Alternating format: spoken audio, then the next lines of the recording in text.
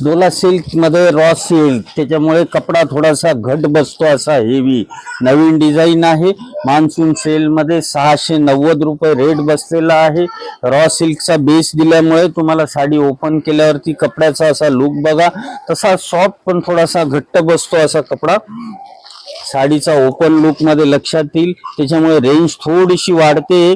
690 रुपये झाली. हे बघा, असा सॉफ्टनेस येतो कपड्याला आणि रिचनेस येतो. साडीचा पदर बघा, ओपन साडी बघा, पूर्ण लुक लक्षात येईल तुमच्या.